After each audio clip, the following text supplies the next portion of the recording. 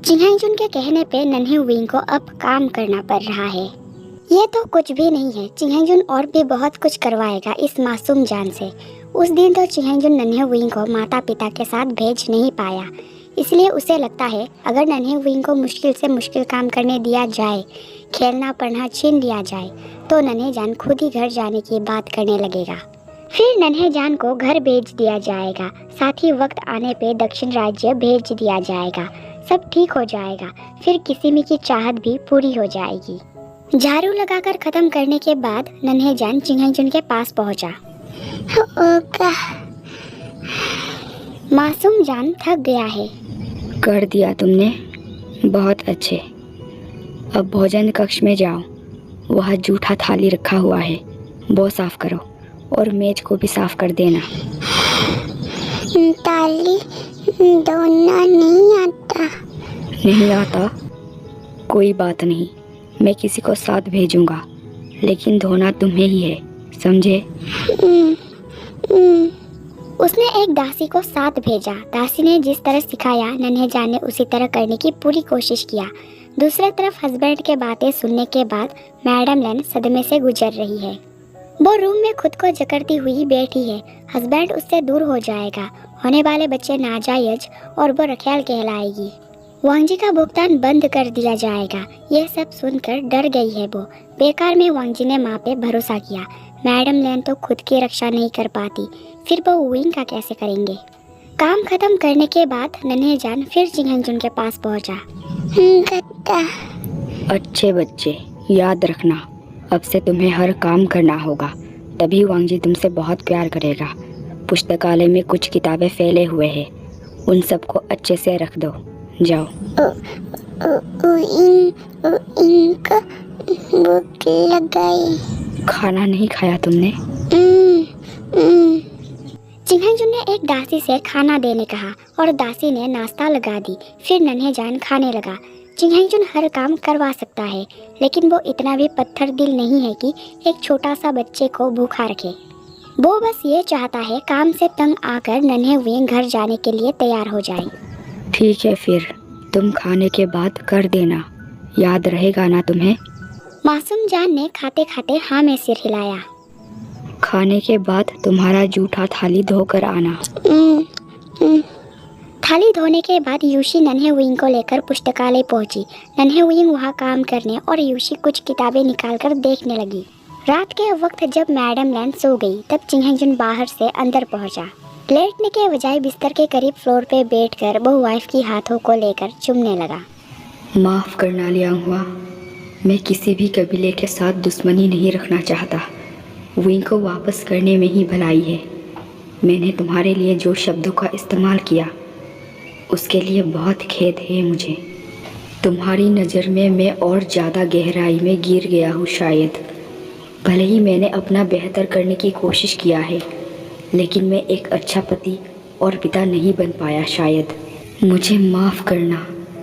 अगले सुबह जागते ही नन्हे जान खेलने लगा। क्या तुम अपना काम भूल रहे हो? सुबह जागते ही तुम्हें आंगन का साफ सफाई करना है। सुबह हमसे पहले जागना, याद रहे, मेरे जागने से पहले आंगन साफ हो जाना चाहिए। मुझे गंदगी बिल्कुल पसंद नहीं। पहले की तरह कोई भी साफ सफाई नहीं करेगा अब। मैंने सबको मना कर दिया है। अब ये सब तुम्हारा काम है, तुम संभाल लोगे ना? नन्हे जान गर्दन झुकाकर चुपचाप झाड़ू लगाने चला गया। जांगबू अच्छे से पढ़ाई कर सके, इसलिए मुझे काम करना होगा, नहीं तो भुगतान बंद कर देगा। जांगबू के लिए वो इन काम करेगा, तुम चिंता मत करना जांगबू। झाड़ू लगाने के बाद नन्हे जान को पहले चिंगहाईजुन का जूठा थाली धोना पड़ा, फिर सबका। बीते कल को तो सिर्फ चिंगहाईजुन का धोना पड़ा था और आज सबका धोना पड़ा। थाली धोने के बाद एक दासी ने खाना निकाल कर दिया और खाने के बाद फिर से खुद का धोना पड़ा। फिर चिंगहाईजुन के कहने पे नन्हे जान को चिंगहाईजुन का पैर दबाना पड़ा। लगभग उस मासूम सा नन्हे जान के साथ एक नौकर के तरह व्यवहार किया जा रहा है। चिंगहाईजुन चाहता है बस एक बार नन्हे विंग घर जाने के बारे में बात करे, फिर उसने अभी तक जो भी करवाया उन सब के लिए वो माफ़ी मांगेगा, फिर घर पहुंचाएगा। मैडम लन खिड़की से देख रही है नन्हे विंग का ये हाल जब वांगजी को पता चलेगा तब वांगजी क्या करेगा, यही सोचकर वो डर रही है। सबसे ज़्यादा डर उसे इस बात का है कि नन्हे वाइफ का ये हाल देखने के बाद वांगजी का माँ से भरोसा पूरी तरह टूट जाएगा। अब तो नन्हे विंग का हर दिन काम करके ही बीतने लगा। दिन बीतने के साथ साथ उसका काम भी बढ़ता रहता है। पहले दिन झाड़ू लगाना, चिंगजुन का थाली धोना, मेज साफ करना, पुस्तकालय में कुछ किताबें सही से रखना था। वही दूसरे दिन 3 काम और बढ़ गए। तीसरे दिन 10 काम करने पड़े, चौथे दिन 13, पाँचवें दिन 17। ऐसे ही काम बढ़ता जा रहा है, लेकिन मासूम जान ने कभी घर का जिक्र नहीं किया। मैडम लैन की तो उस मासूम ने परछाई तक नहीं देखा। मैडम लैन इतनी डर गई है कि उसने नन्हे विंग का साथ देने का वादा करके पल भर में ही तोड़ दिया। रात रात को वो मासूम मोमबत्ती को देखते हुए हस्बैंड को याद किया करता है। आंखें बंद करके हस्बैंड के चेहरे को याद करने की कोशिश किया करता है। दिन हो या रात, सुबह हो या शाम, जब भी जांगफू को देखने का मन करे तभी आंख बंद करके देख लिया करता है। दूसरी तरफ वांगजी का परीक्षा होने वाला है, फिर वो कुछ दिन के लिए घर जा पाएगा। लग तो रहा है उसे कि शायद कुछ हो रहा है नन्हे विंग के साथ, लेकिन माँ साथ है, ये सोचते ही ख्याल आता है कि विंग बिल्कुल ठीक होगा। एक शाम नन्हे विंग चिंगजुन का पैर दबा रहा था। जांगफू कब आ गया? मुझे लगता है वो तुमसे खुश नहीं है। तुम सही से अपना काम नहीं कर रहे हो। तुम्हें सही से अपना काम करना चाहिए, तभी वो आएगा। चिंगजुन ने सोचा विंग तो चोट खाकर भी हर काम कर लेता है, अब और ज़्यादा मुश्किल काम देना होगा ताकि वांगजी के आने से पहले ही बच्चा हार मान ले और घर जाने को तैयार हो जाए। उसने सोचा क्यों ना आग की काम दिया जाए, लेकिन जब नज़र नन्हे जान पे किया, देखा वो मासूम बैठे बैठे आधे नींद में डूब चुका है, फिर भी हाथ धीरे धीरे चला रहा है। चिंगजुन ने धीरे अपना पैर खींचकर नन्हे जान को गोद में सुला लिया। वो जो कर रहा है इसका एहसास है उसे, लेकिन अभी वो कुछ भी करके दक्षिण और अपने कबीला के बीच सब ठीक करने के पीछे पड़ा है। मेरा भी एक बेटा है। जिस तरह वो मेरा है उसी तरह तुम भी किसी और के बच्चे हो।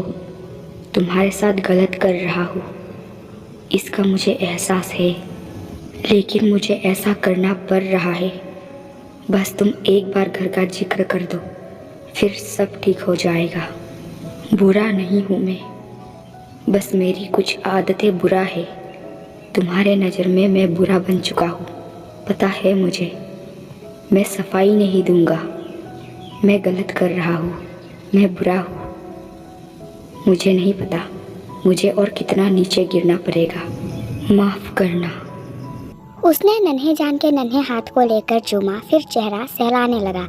ऐसा नहीं है कि विंग पे चिंगजुन को प्यार नहीं आता। ये नज़ारा दूसरे तरफ से मैडम लैन देख रही है। उसे भी पता है कि जितना उसका जांगफू बुरा दिखाता है, असल में उतना है नहीं। उस शाम चिंगजुन ने कहा विंग नहाने के लिए पानी गर्म करे। नन्हे जान मान गया।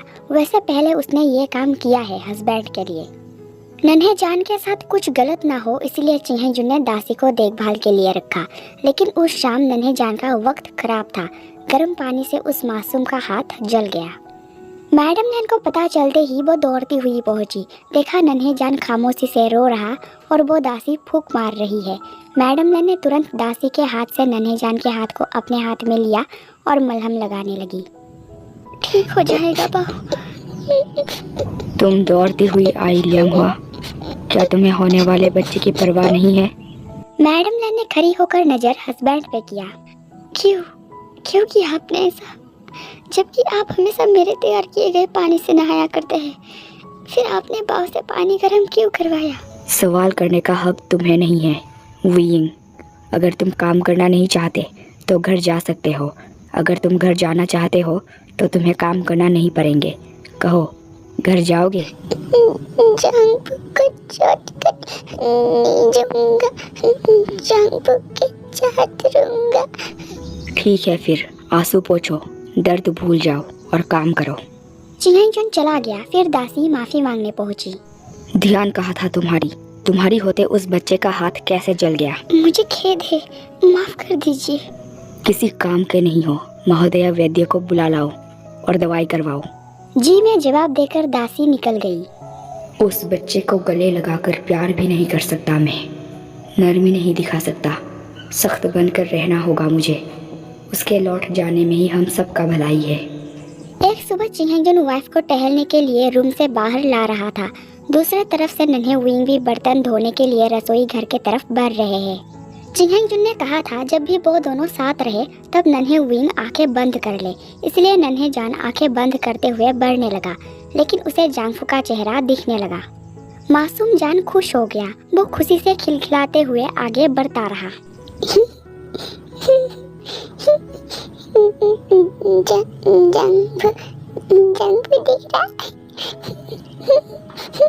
लेकिन बढ़ते बढ़ते टेढ़े रास्ते चलने लगा और आखिर में एक खंबे से टकरा गया। देखते ही चिंगहेंजुन दौड़ता हुआ पहुंचा और संभालने लगा। नन्हे जान माथे सहला रहा था। चिंगहेंजुन हाथ हटाकर देखने लगा। देखकर चला करो, जोर से लगा। अपनी नहीं करता, आँख बंद कर लेना, जान पर दिख रहा था। चिंगहेंजुन का नजर नन्हे जान के हाथ पे मौजूद निशान पे गया, जो जलने की वजह से हुआ है। बुरा तो उसे लग रहा है, लेकिन उसे लगता है अगर नन्हे विंग वापस लौट गया तो सब ठीक हो जाएगा। इस बच्चे को वापस कर देने में ही सबका भलाई है। जाओ खेलो। जांगफू गुस्सा नहीं होगा? वांग जी ने कहा आज तुम खेल सकते हो, जाओ ध्यान रखना। फिर मैडम लैन भी करीब पहुंच गई। वो भी नन्हे जान के सिर को सहलाती हुई देखने लगी। चिंगहेंजुन तो आज खुद को नरमी से पेश आने से रोक ही नहीं पाया।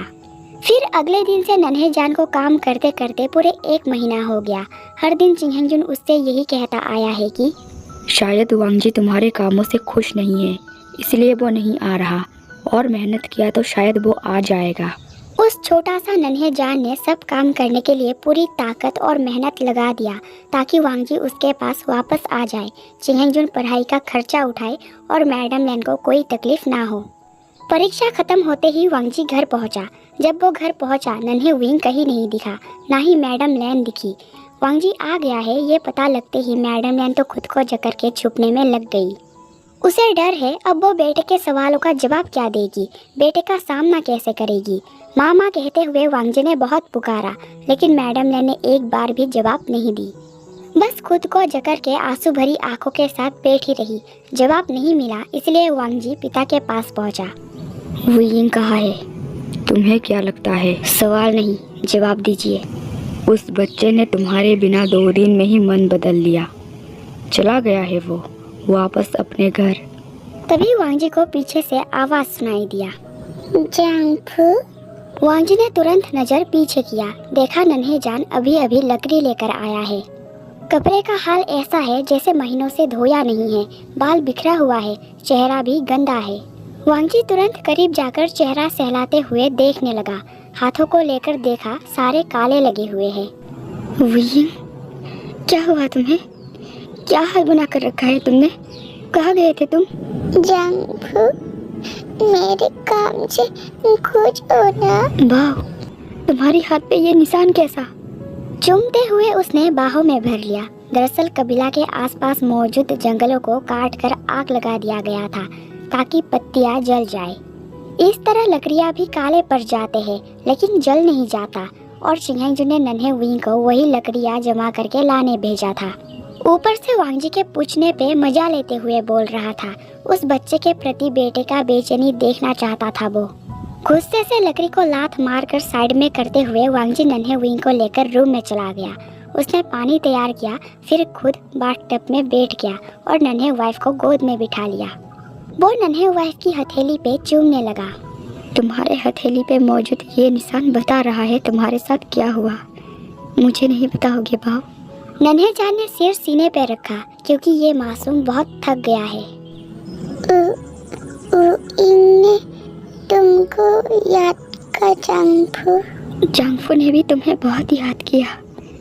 हम कल ही यहाँ से चले जाएंगे, हम अच्छी जिंदगी गुजारेंगे।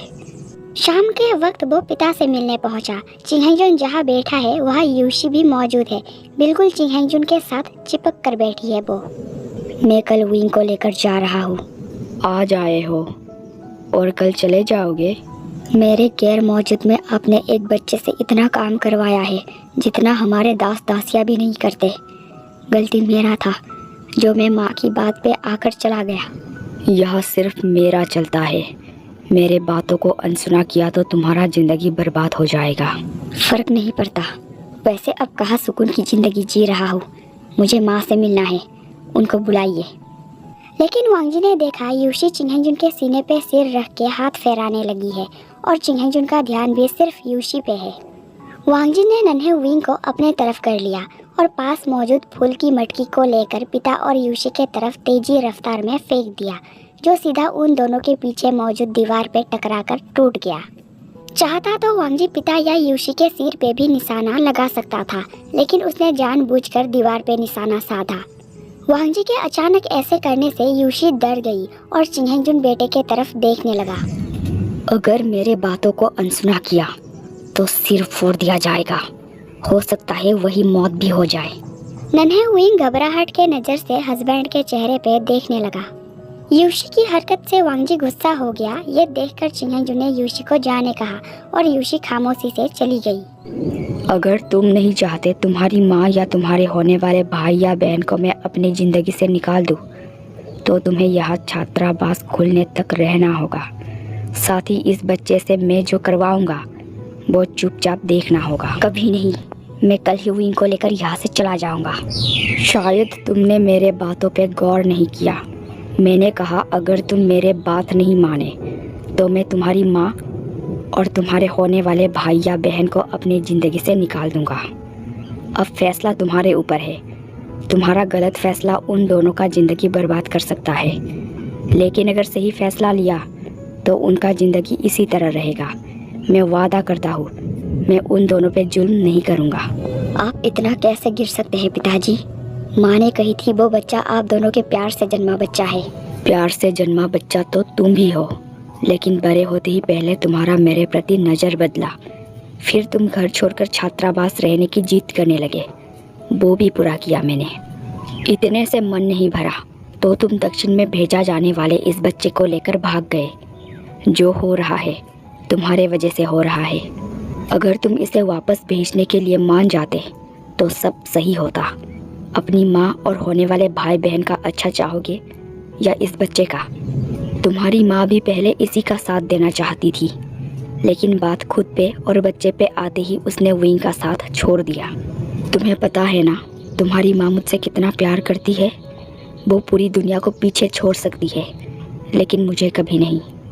अगर तुम चाहते हो तुम्हारी माँ सही सलामत रहे तो विंग को बहुत सारे काम करने दो जो मैं करवाया करता हूँ। मैडम लैन की सबसे बड़ी कमजोरी है हस्बैंड के प्रति उसकी हद से ज़्यादा प्यार, और वांगजी का कमजोरी बन गया है गर्भवती माँ के लिए प्यार और सुरक्षा। फिर नन्हे विंग को रूम में अकेला रखकर वांगजी माँ से मिलने पहुँचा। नन्हेजान खामोशी से बिस्तर पे बैठा रहा। उस मासूम को लगता है अब उसका जांगफो भी उसका साथ छोड़ देगा, फिर एक बार वो अकेला पड़ जाएगा। लेकिन फ़र्क नहीं पड़ता, क्योंकि जब तक वो चिंगहेंजुन का बात मानेगा तब तक मम और जांगफू दोनों सुरक्षित रहेंगे। दूसरी तरफ वांगजी जिंगशी के दरवाजे के बाहर खड़ा है और अंदर के तरफ मैडम लैन दरवाजे के सहारे बैठी है। माँ, मैंने कहा था ना, जो स्त्री अपने जांगफू से इतनी प्यार करती हो उस पर यकीन नहीं किया जा सकता। मैंने विंग को आपके भरोसे छोड़ा था और आपने उसका साथ छोड़ दिया। उस बच्चे से नौकर से भी बदतर काम करवाए। उसके हाथों पे छाले पड़ चुका है, हाथ पे जलने की निशान है। आप इसलिए खुद को छुपा रहे हो ताकि मुझे जवाब देना ना पड़े। मेरा यकीन टूट गया है माँ। आप सिर्फ पिताजी से प्यार करती हो। आपने झूठ कहा था कि आप मुझसे ज़्यादा प्यार करती हो। झूठ था पिताजी, आपने कभी मेरे बारे में नहीं सोचा। पिताजी को बस रखेल चाहिए और आपको बस पिताजी चाहिए। अगर आपने हिम्मत दिखाई होती तो आज विंग के साथ ऐसा नहीं होता। अब आपके प्यार में मैं भी कमज़ोर पड़ गया। मैडम लैन अंदर खामोशी से आंसू बहाती रही। फिर वांगजी वापस रूम पहुंचा। बाओ, काम करना अच्छा लगता है। वांगजी को पता है नन्हेजान ने झूठ कहा। उसने बाहों में भर लिया। मुझे माफ़ करना विंग, मेरे रहते तुम्हारे साथ गलत हो रहा है। मुझे माफ़ करना। नन्हेजान का मुस्कान धीरे धीरे गायब हो गया। मजबूरी में वो काम किया करता है। मासूम जान को लगा था जांगफू के आते ही सब सही हो जाएगा, फिर वो भी जांगफू के साथ चला जाएगा और हमेशा साथ रहेगा। अगले सुबह जब वांगजी जागा, देखा नन्हे विंग बिस्तर पे नहीं है। बाहर जाकर देखा तो नन्हे जान आंगन में झाड़ू लगा रहा है। वाह छोरो, रखो ये, साफ सफाई करना तुम्हारा काम नहीं है, दास है ये सब करने के लिए। उसने झाड़ू लेकर रख दिया, लेकिन नन्हे जान ने वापस उठा लिया। बाबा ने काटा, उनके जागने से पहले आंगन साफ हो जाना चाहिए, उनको गंदा गंदा पसंद नहीं है। वांगजी सीधा जिंगसी पहुंचा। दरवाजा अंदर से खुला हुआ था और वांगजी अचानक धक्का लगाकर अंदर पहुंच गया। चिंगहेंजुन पिल्लों को गले लगाकर पेट के बल लेटा हुआ है। शरीर में एक भी ऊपरी कपड़े नहीं है और मैडम लेन नाश्ता बनाने के लिए तैयार हो रही है। लेकिन बेटे को देखते ही वो मुड़ गई ताकि चेहरा छुपा सके। चिंगहेंजुन के ऊपरी कपड़े नहीं है से मतलब कुछ गलत नहीं है, तो गलत तरीके में मत लेना। एक 15-16 साल के बेटे का पिता है तो क्या हुआ, वो एक जवान मर्द है, इसलिए उसका आदत भी जवान की तरह है। उम्मीद है आज का पाठ पसंद आया होगा। लाइक करना, कमेंट करना और चैनल को सब्सक्राइब भी कर लेना। मिलते हैं नेक्स्ट वीडियो में, तब तक के लिए बाय।